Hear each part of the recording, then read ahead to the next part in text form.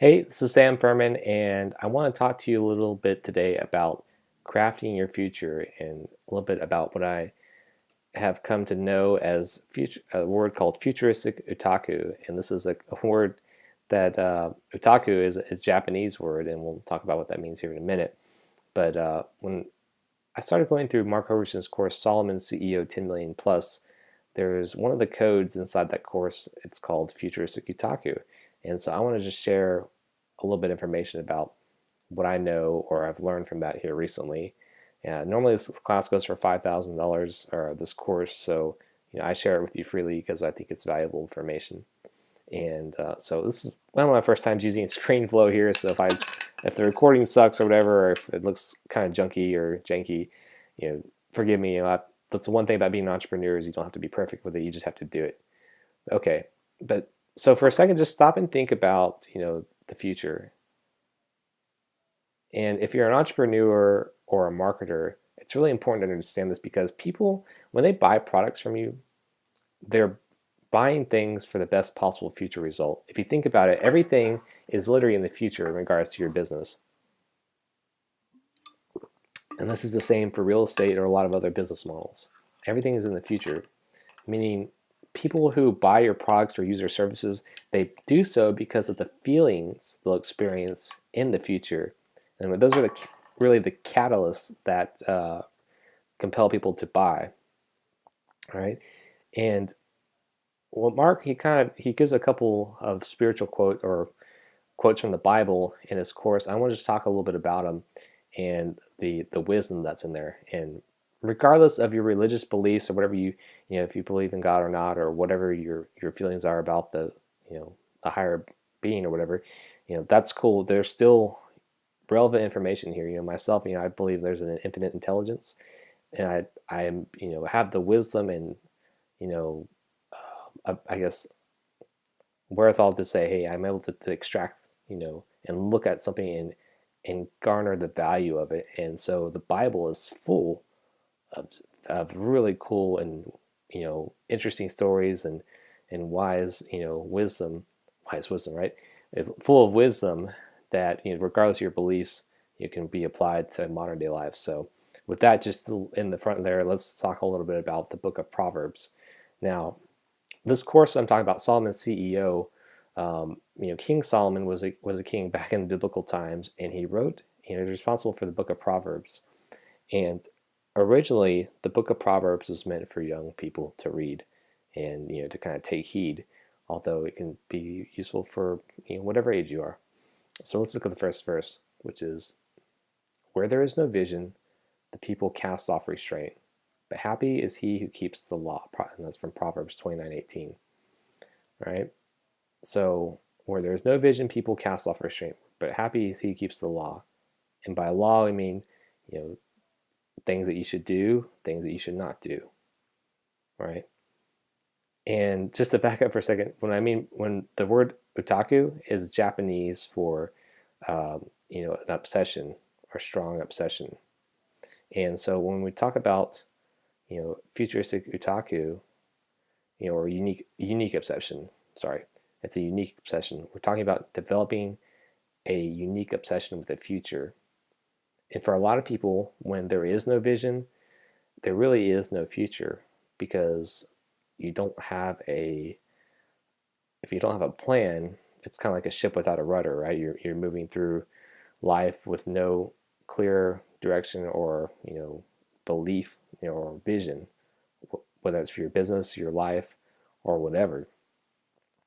And so, in this quote in the scripture, where there's no vision, people cast off restraints. They pretty much they go forward with no plan, right? So, as an entrepreneur, especially dealing with marketing and stuff like that, you have to have that vision. And if you don't, it's important to develop that. And one of the ways you can do that is be more open to receiving messages from higher intelligence or infinite intelligence, to garnering that inspiration or getting that next idea that's going to help propel your business forward. And this is some high level stuff, and I'm paraphrasing some of it because just for the sake of time. I mean, we could spend a couple hours talking about this, but one of the things Mark suggests doing is actually finding a secret place, uh, what they call a secret place, somewhere you can go and be in nature and just and be in motion and just have be open to receiving these messages. And not saying that God's going to talk directly to you if that's what you believe in, but just enough that it may spark an idea or an image that's going to help you, cast that future vision that's going to help you dreamscape, your future reality. So that's something they advocates doing. And what actually I did today is I went for a walk, and it was great. And I actually had an inspiration, and it was just I maybe say more of an insight, but it was in relationship. This is my journal. I write all my stuff down in here. It was into how sometimes I speak, and when I dreamscape or goals, if you will. Goals is kind of old school way to say. I think dreamscape sounds a little sexier, but essentially, let's find the right page. It got moved around.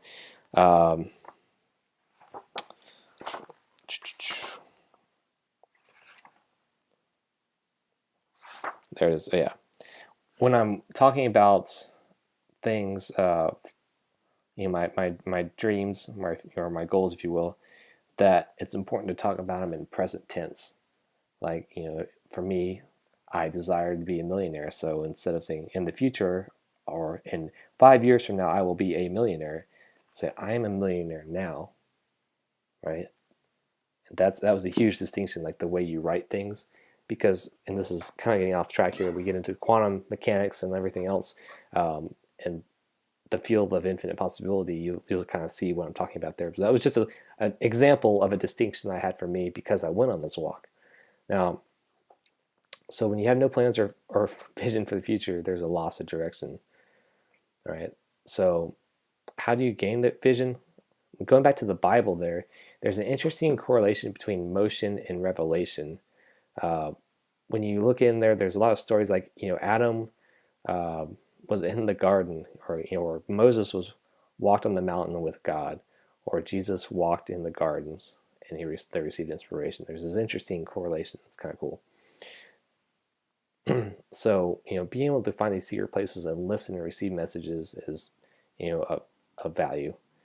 So I would encourage you to make a list of 5 places you can go locally. One of my favorite places is a park right near the house here. There's others by the lake. There's one out where I used to live. There's ones where I can ride my bike up the Velo Way, which is like this bike track thing. But let's, going back to crafting and futuristic otaku, if you can get into the mindset for your buyers or your clients, what is the best 5 possible future results that can occur if someone would fully engage in your product? Just think about that for a second. For a lot of times, people would think, well, what are the best outcomes? It's you're going to make more money, you're going to save time, increase productivity, you're going to have more social clout or more self-respect, right? Those all sound like pretty good things. But if we delve a little deeper into that and let's get to the higher cause, the better and ultimate answer, and this is a huge golden nugget that I learned from Mark from his course, is that your product should be providing enhancement of meaning into your customers' eyes, enhancement of meaning of their life, right? So it should enhance their lives in some way, and by that I mean, they're going to be bigger, better, smarter, a better version of themselves because of that product. And let's see if I can drive home the point a little bit better here. Let's see. I didn't want that. Here we go. Okay. So here is your client or customer, whatever you want to call them. And here they are again.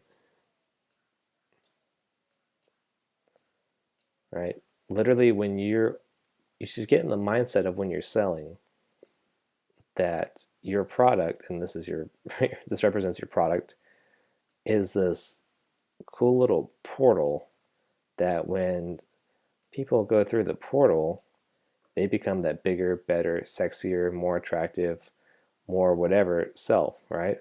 That their life is enhanced because of your product. The product is not a means to an end, or a means in itself. It's a means to an end, right? People don't buy, uh, a vehicle or a car because they want a car necessarily. They want it because of some feeling, of some ultimate or bigger, feeling or outcome that it gives them. And so that is a huge distinction, and that is a huge golden nugget. And to think that all your marketing and all your selling should be pointing back. Let me go into my notes here. That it should all be pointing back to the possession of your product is going to lead to this better self. So I thought that was pretty cool, something I learned here. Okay, the next point I want to make, we'll go back to Proverbs real quick.